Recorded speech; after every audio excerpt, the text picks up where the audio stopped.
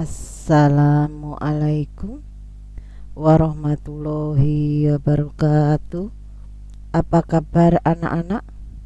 Semoga kalian selalu dalam lindungan Allah Subhanahu wa Ta'ala dan terhindar dari pandemi COVID-19. Pada pertemuan hari ini kita akan membahas tentang super semar.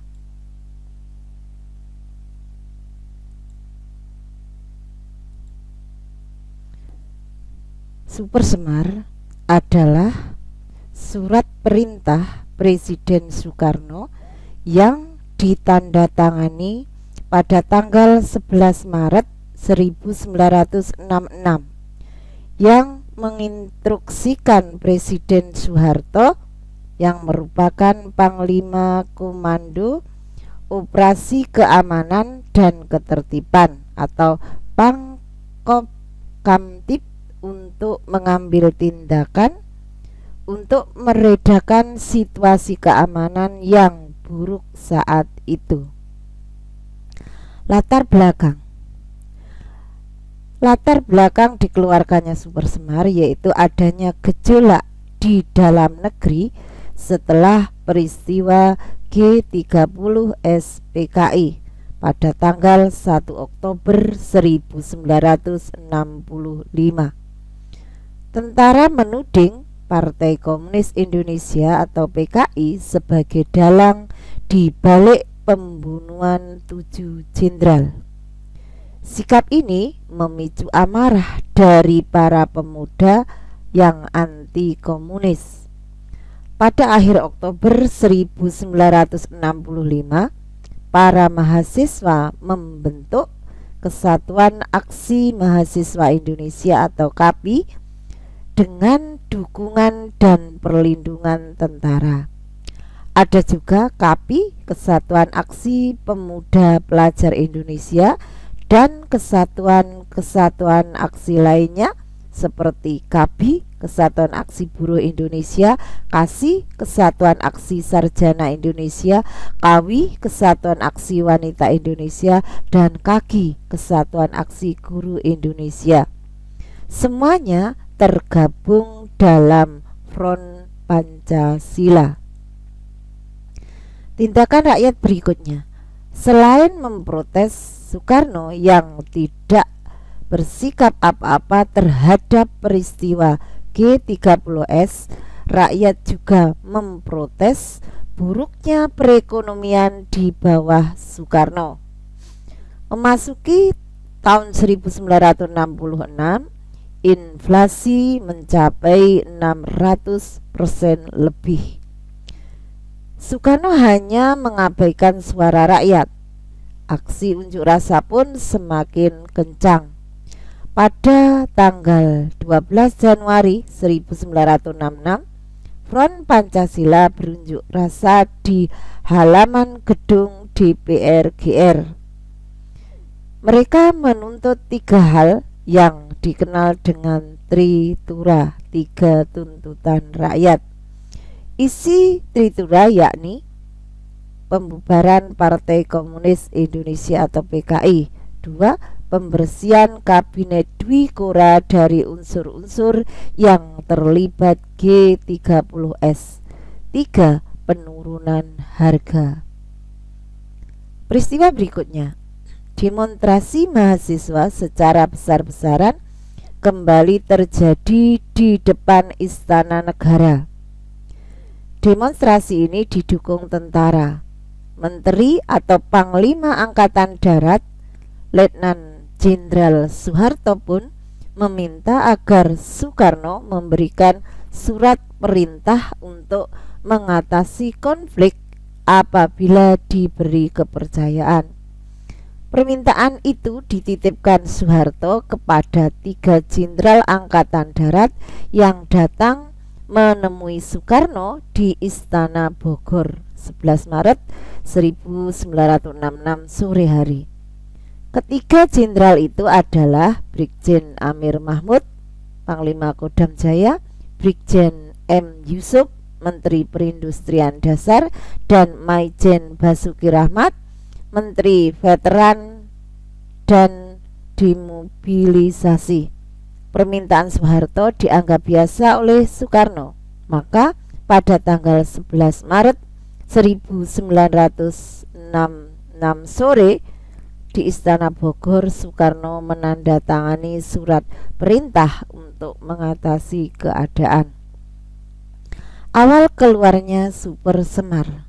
Keluarnya Super Semar terjadi ketika pada tanggal 11 Maret 1966 Presiden Soekarno mengadakan sidang pelantikan Kabinet Dwi Kora yang disempurnakan atau yang dikenal dengan nama Kabinet 100 Menteri. Pada saat sidang dimulai, Brigadir Jenderal Sabur sebagai Panglima Pasukan Pengawal Presiden, yaitu Cakra Birawa, melaporkan bahwa banyak pasukan liar atau pasukan tak dikenal yang belakangan diketahui adalah pasukan Kostrad dipimpin di bawah pimpinan Mayor Jenderal Kemal Idris yang bertugas menahan orang-orang yang berada di kabinet yang diduga terlibat G30S.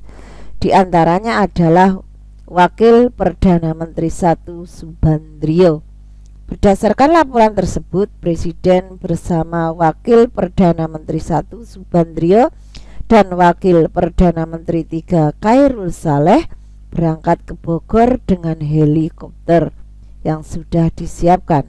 Sementara sidang akhirnya ditutup oleh Wakil Perdana Menteri II Dr. Jileimena yang kemudian menyusul ke Bogor.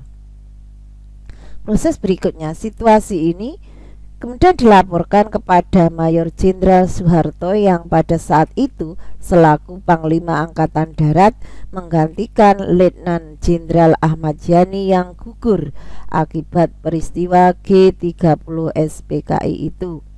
Mayor Jenderal atau Maijen Soeharto saat itu tidak menghadiri sidang kabinet karena sakit. Sebagian kalangan menilai ketidakhadiran Soeharto dalam sidang kabinet dianggap sebagai skenario Soeharto untuk menunggu situasi. Sebab dianggap ketidakhadirannya itu dianggap sebagai sebuah kejanggalan.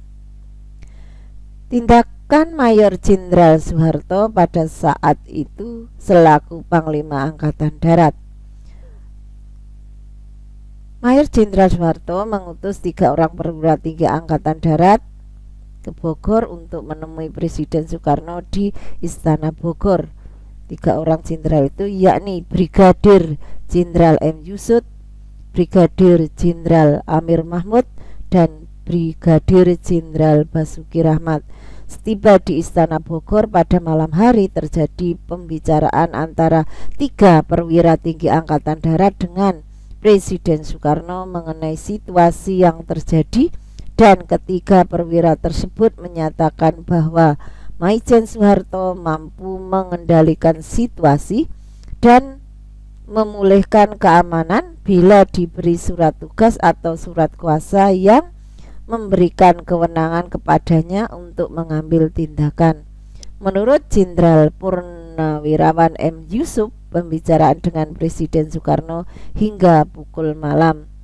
Presiden Soekarno setuju untuk itu dan dibuatlah surat perintah yang dikenal sebagai Surat Perintah 11 Maret yang populer dikenal sebagai Super Semar yang ditujukan kepada Maijen Soeharto.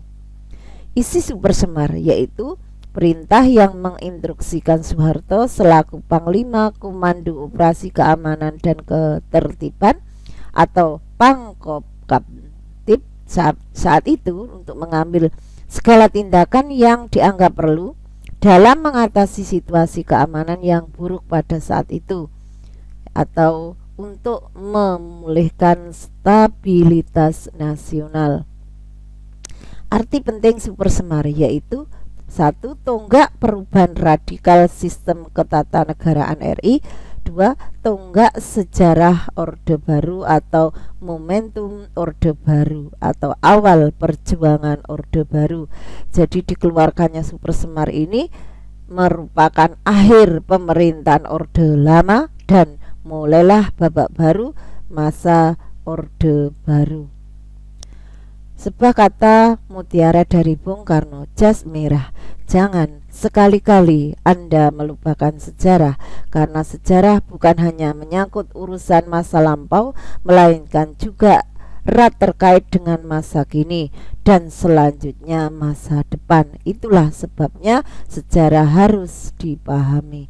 Terima kasih. Ibu akhiri billahi taufik wal hidayah.